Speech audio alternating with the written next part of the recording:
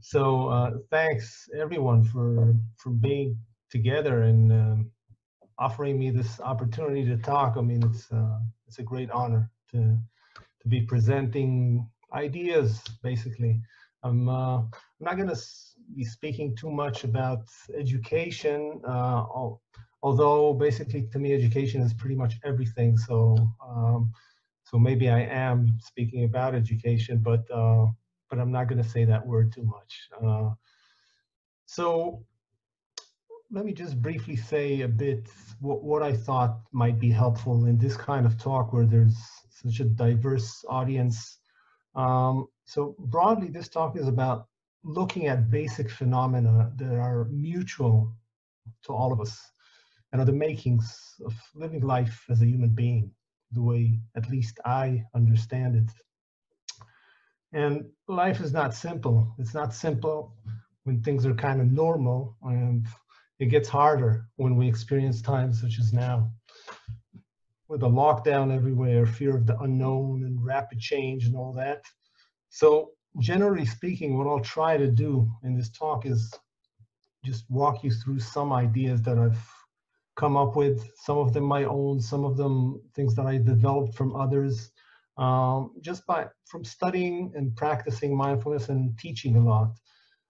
So I'm not going to say that these ideas are going to make life easy or anything of that kind, but I think some of them might make the practice more meaningful sometimes. Um, and most importantly, they might motivate you to practice more, because that's something I come across often when I teach at college. I teach a lot of students to practice in my courses in academia. And many people really want to practice, but they find themselves doing something other than that. I mean, there's always something else to do, and although we want to do this thing that we feel that might help us, some of us don't bring ourselves to actually sit and meditate. So what I'm going to talk about is the fact that we need motivations for practice, for actually going to the chair or standing or lying down, whichever way we practice. I mean, we need motivation to do that, and I'd say that we need two kinds of motivations actually. So the first motivation is one that's a framing that we have in mind about the practice and its place in our life. So every one of us has certain beliefs about life, certain worldviews.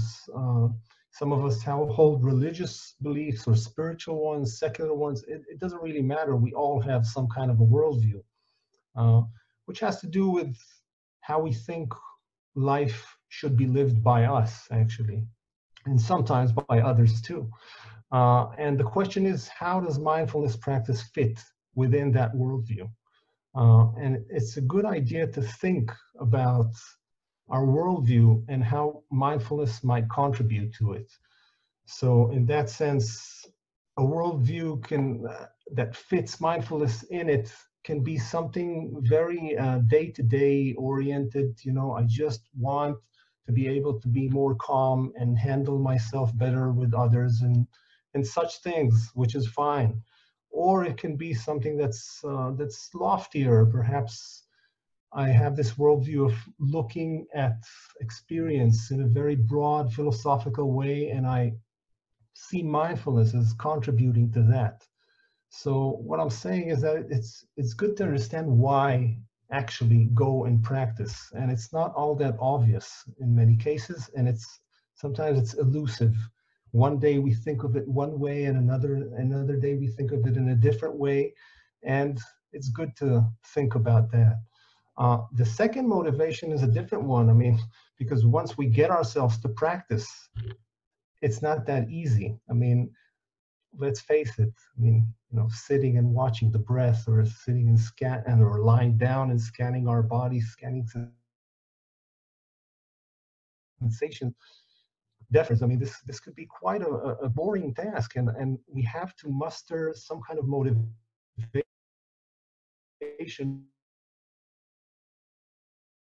while we're practicing. So there's this first motivation, which has to do with a reason in life to practice, you might say. And the second motivation is a reason to practice in this very moment, within the practice itself. And kind of a motivation that invigorates and ignites the practice, awakens it, and makes us curious to see what comes up in the next moment. So in this talk, basically, I want to try and help with both of these. And this applies whether you're a beginner or whether you're advanced, because the practice is not easy for anyone. At least that's my perspective. So if you're a newcomer, then I hope I might give you some ideas of, making this practice a little more magical, in a sense, something to look forward to, even if just a little. And if you're advanced and practice regularly, then I might just offer some additional ideas that frame the practice in various ways that you can further explore. So you might say that what I'm doing is I'm looking at mindfulness practice itself with a beginner's mind, kind of exploring how this practice can become a way of opening up what it means to live as a human being. Now, of course, we're only going to manage a little in this talk, so with this amount of time. So if, it becomes dense and there's too much ideas and stuff, then, I hope this gets recorded indeed and you can come back to it. But in my book, you can read a little bit more about that, and you can also shoot me an email and I'll respond. So just beginning with mindfulness practice. When we speak about mindfulness, generally people kind of divide it into three components. So there's attention, there's attitude, and there's intention. That's a very common way of speaking about the practice. And there's a lot to say about each one of them, but very basically, we practice attending to experience. It could be our breath, it could be sensations, it could be something open, attending to experience as such, but we attend to experience, and we practice cultivating a certain attitude towards that experience, that is, seeing that experience through some kind of an attitude. So that's part of the practice too. And we also practice an intention to do these things. Now that's kind of weird because we're doing them. I mean, we're attending, we're trying to cultivate this attitude towards what we experience. But the problem is that we constantly forget to do that. So mindfulness, one of its meanings as remembering, it's a practice that breaks down time into moments. So one moment we're attending and the next we're not exactly attending, and who knows where we are. So we need to practice intention, which kind of connects with motivation as well, because when our motivation is low, then our intention is low, in the sense that we're not that motivated to do this now. So we have to reignite ourselves and bring ourselves back to the practice. So I'm going to explore these a little bit, kind of one by one, and I'll begin with attention. It's hard to say what's most important in mindfulness, but because sometimes people get stuck on attention, but I'm not sure that's the most important thing. The thing is, I mean, without attention, we can't really experience anything. We can't know that we're experiencing anything. So I will begin there, and I'll begin with a hero of mine, William James, a forefather of psychology.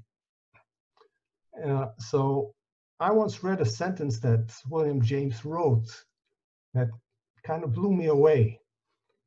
He wrote, "For the moment, what we attend to is reality." And I remember reading that sentence, stopping for a moment, rereading it again, and then rereading it again, and saying it to myself a few times in first person. It somewhat just put me in this very mindful and appreciative state. And I actually recommend to students to say that. I mean, if you want, you can, kind of say it to yourself right now. For the moment, what I attend to is reality.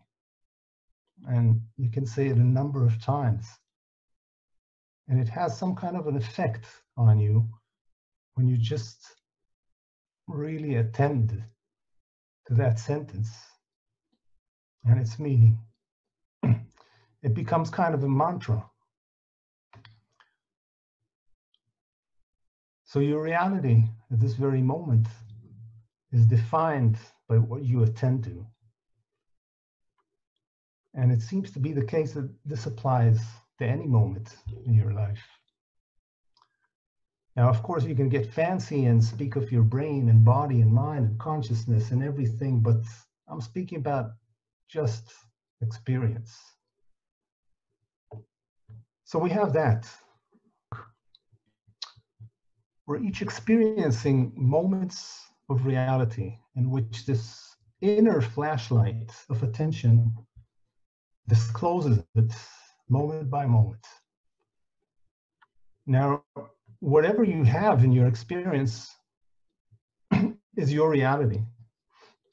And let's put a magnifying glass now on this beam of attention itself and what happens in one moment like that. Because you might notice that that beam of attention, it can go wide or it can go focused. So we can experiment with that for a moment. If you want, you can close your eyes right now as you follow and just notice what's happening right now as that beam of attention just wanders freely. And now let's try to focus it just a little and see if you can identify your breath. And it can be anywhere in your body. Just try to notice whereabouts are you noticing that breath. Could be your nose, maybe the chest or the abdomen. So that beam has now narrowed a bit. See if you can narrow it further within that area that you identified. Something as narrow as 1 centimeter, maybe even less. Now don't work too hard on this. I mean, if it's too effortful, just stay with any area you can stay with that you identify your breathing with. Now let's re-widen that beam again.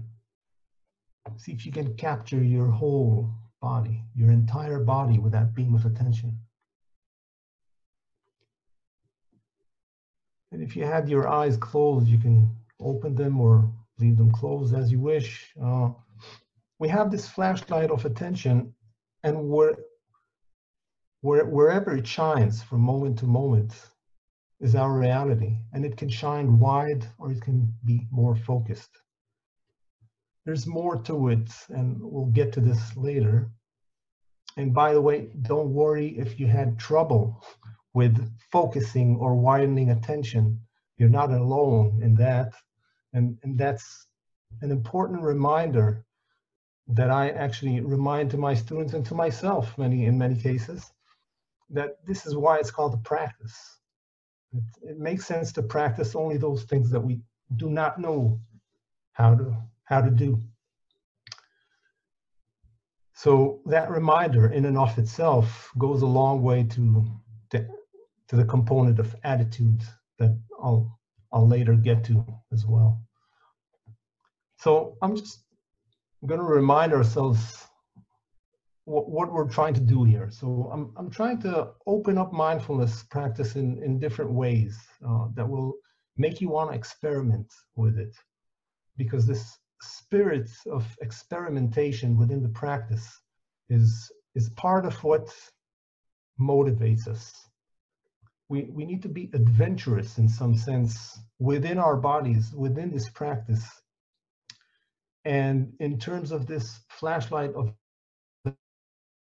attention, I mean, you can remember this tip that whenever you get bored or you feel a little tired, try widening attention, try focusing attention, become aware of it, how you change it, or how it changes on its own accord. And if you want to get even more fancy, you can ask yourself who's doing that, or what's doing that. So let's go back to James, okay?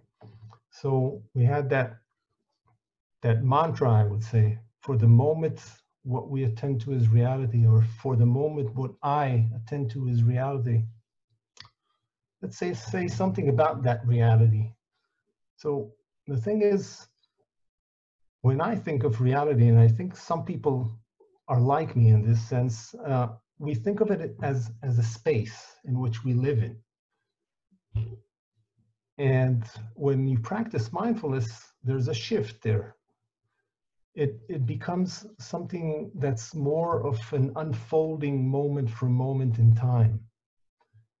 And we can check this out. This is a little exercise that I do with students, and often as an introductory practice to introduce them to mindfulness. And I actually call it mindfulness and writing, because we do it in writing.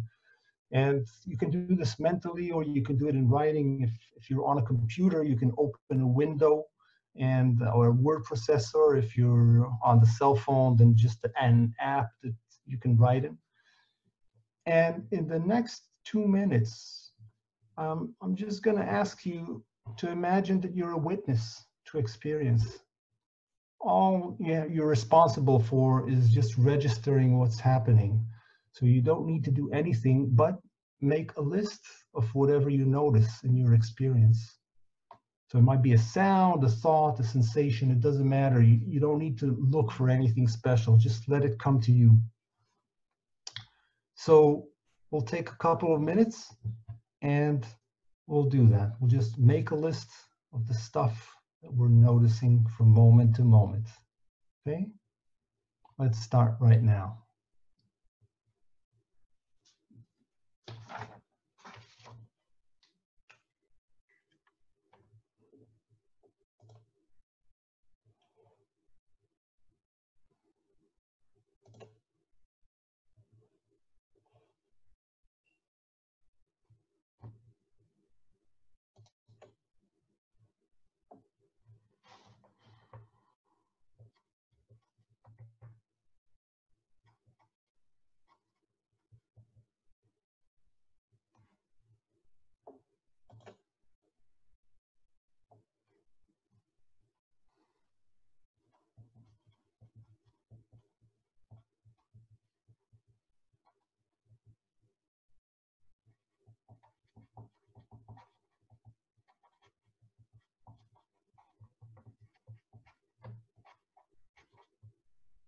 So keep going, just noticing from moment to moment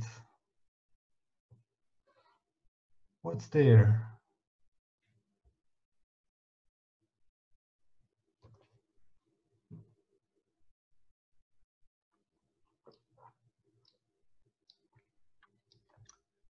Okay. So what we just did here is a form of mindfulness practice. And if you were writing, then you were just doing it in writing, but it's called open awareness, or choiceless awareness sometimes.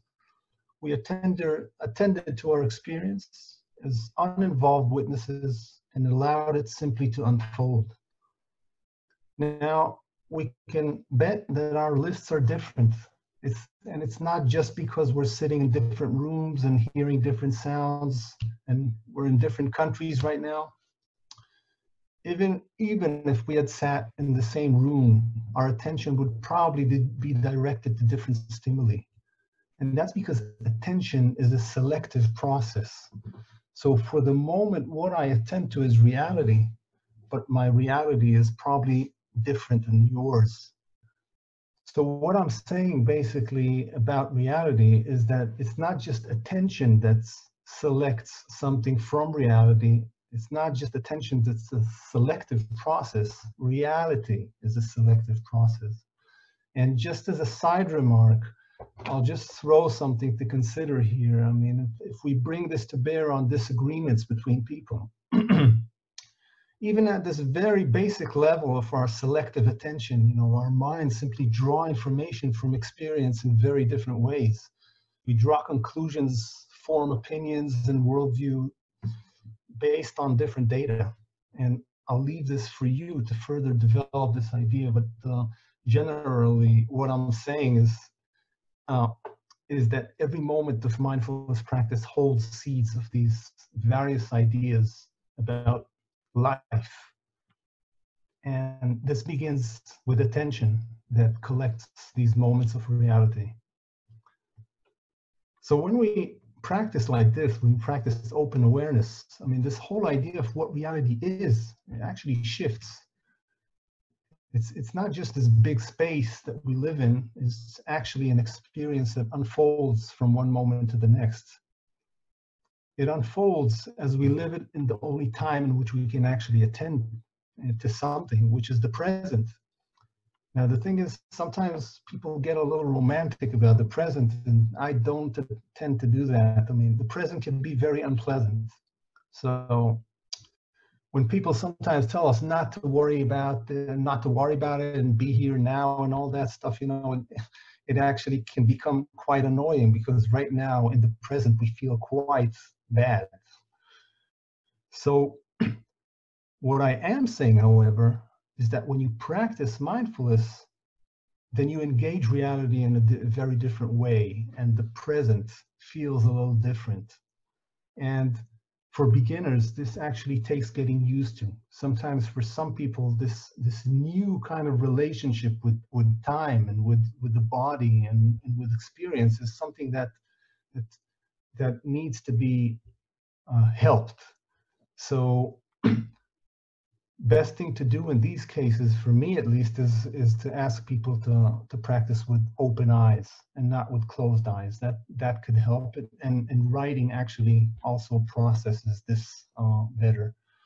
And I want to move with this to something that's hinted here already, which has to do with the attitude of that witness that doesn't try to change things, but just lets things come to it. So attitude to me is probably the most mysterious aspect of practicing mindfulness. Many words are connected with attitudes, and if you're versed in them, then you've heard of non-judgmentalism and beginner's mind and non-attachment and non-striving and various names. And I wanted to demystify that a little bit. Because mindfulness practice is not merely a practice of attention. It's not just about what you see, it's about how you see it. And even better said, I think, is through what are you seeing it? And I'll explain this by offering another metaphor, or in fact, an allegory. It'll serve as a scaffold for practicing open awareness in a moment again. And this came to mind at some point when I was writing my book. So I'm actually going to read it from the book. And it goes like this. It definitely follows James in attention. Let's consider life as a concatenation of discrete moments of experience. Such moments are unimaginably rich in content: background noise, a thought, a word uttered, a fleeting sensation. Let us think of every content possibility as a bead. Hence, every discrete moment of experience offers numerous such beads. Right now in your reality, there are various possibilities for your attention to select. So just as a child stands against the splendor of a box filled with beads, so does our mind stand against the richness of experience and selects from its content moment by moment. The necklace formed in this process is your life as it unfolds through the act of threading. So what I am saying right now applies both to practice and applies to daily life. Both are experienced moment by moment through attention. And basically our life is formed through a series of these beads, thread by the needle of attention, to make the necklace of our experiences.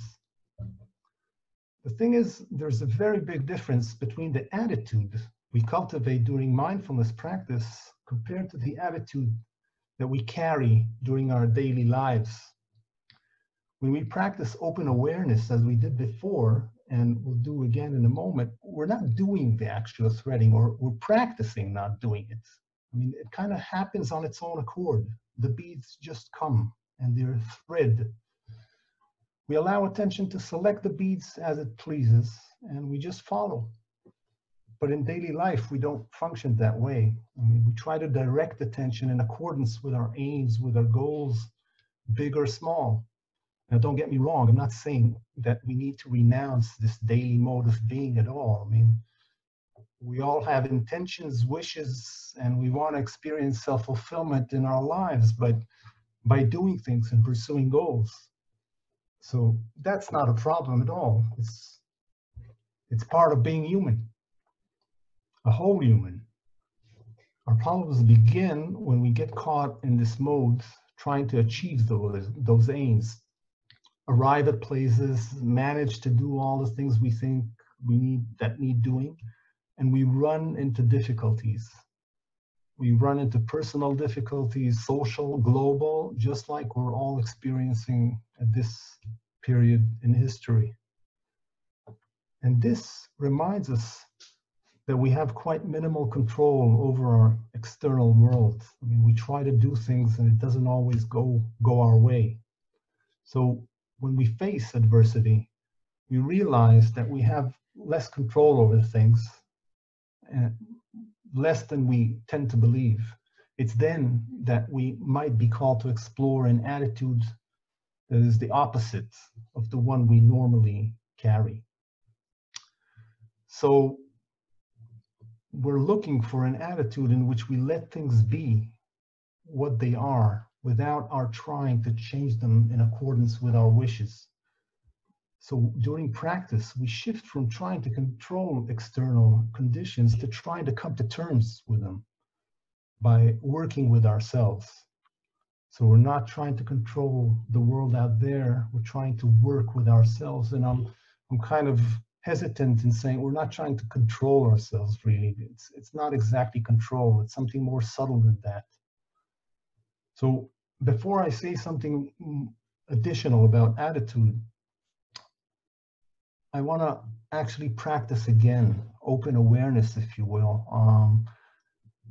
And now just try to practice this having in mind this idea of beads. So there's a sound, a bead is thread on your necklace, and then there's a thought, and another bead is thread, and then there might be a bodily sensation, and another bead is thread. So if you wish, you can open or close your eyes and just notice those beads as your attention collects them.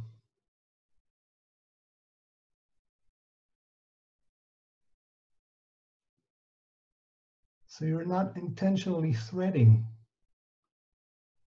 The beads are just thread.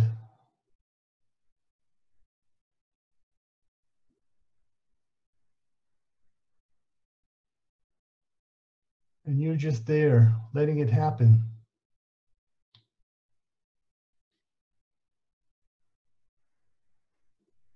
And if you just let it happen,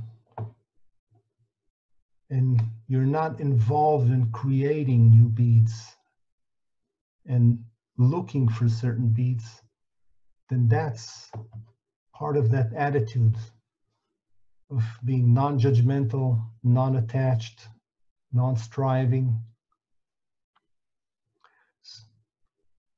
So if your eyes are closed, you can come back or keep them closed, and I'll continue to move on. There's one more idea I'm going to try out here. And of course, I don't know how you experienced this, whether the beads work for you or not, but just remember, these are all ideas. I mean, these are just ideas to motivate practice, and if they work, that's good. If they're not, then you look for something else. So before I offer the final metaphor here, let's recap for a moment. So we had that idea, for the moment, what I attend to is reality. We had a flashlight with a beam that can be wide or focused. And we have this allegory that likens experience to threading beads. And we also have this attitude of being less attached to what happens, just watching experience unfold. And as a final metaphor, I want to take attitude and intention, and both fall within what I call a state of mind. And the state of mind is also kind of a mysterious thing. It's a complex thing which you are only partially aware of, but you're always in some kind of state of mind, and it's constantly in flux, and it defines your general approach to anything you experience. That's how I see it, at least. And my metaphor for states of mind is the kaleidoscope. It's a kaleidoscope through which we all attend to experience. I mean, you know that children toy that you hold and look through, and when you shift its end, you see changing colors and textures. So we have this flashlight of attention shining at one direction or another, telling us what we to attend to. But the beam of attention runs through this kaleidoscope of our changing states of mind that define how we attend to something. Through what are we seeing it? Through which intentions? Through which thoughts? Embodied sensations? So this is that kaleidoscope. Our moods, our thoughts, emotions, sensations. These are all kaleidoscopic settings that keep changing because of what we experience in the external world, because of what we experience from within. And this kaleidoscope metaphor basically explains why it is that we can experience this one same thing in very different ways at different times. And just as an example, I mean, if you sit before a very tasty meal, you'd experience it one way if you're very hungry, or if you're stuffed, you'd experience it very differently. So the meal is kind of the same meal, but what happened, the kaleidoscope kind of shifted a little because your embodied sensations are different.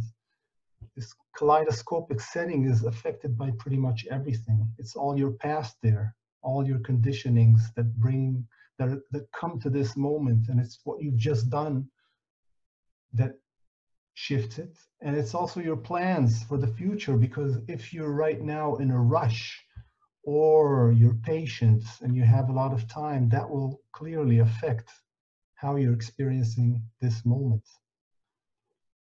So right now, even throughout this talk, I offered all kinds of ideas to many people, and the ideas are what they are, but it's your kaleidoscope that determines how you experience them.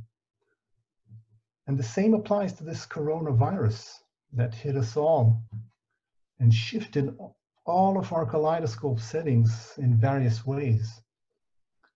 For some, it may have gotten that kaleidoscope set on anxiety and fear, stress, incertitude. And for others, it might be an opportunity, this lockdown. Each one of us, it shifts his kaleidoscope or her kaleidoscope. And this kaleidoscope is affected constantly from within and from without. So if we listen a lot to the news about this coronavirus, then anxiety kicks in. Or if we think about it and ruminate about it, then that affects us from within. So what does this have to do with mindfulness? Well, mindfulness practice is a practice that teaches us to directly access this kaleidoscope within us and cultivate settings that are more beneficial to us and are often better for other people as well. So it's a practice in which we become attuned with how we attend to that to which we attend. And just now, at this very moment, try to attend to how you are attending. What's the kaleidoscopic setting through which you're attending to experience right now, how what you are experiencing right now is shaped by the state of mind you're in. So that's part of the exploration of mindfulness practice. It's what we attend to and through what are we looking at it. So I'm just going to recap very briefly here this whole thing. I know it may have been dense, I know, but I'll try to kind of wrap it. So for the moment, what I attend to is reality, and my attention is like a beam of attention. Excuse me, my attention is like a beam of light, okay, or beam, or if it's a flashlight that has this beam of light. Through this needle of attention, every moment reality unfolds as experience. But whatever I experience is seen through this kaleidoscope of my changing states of mind.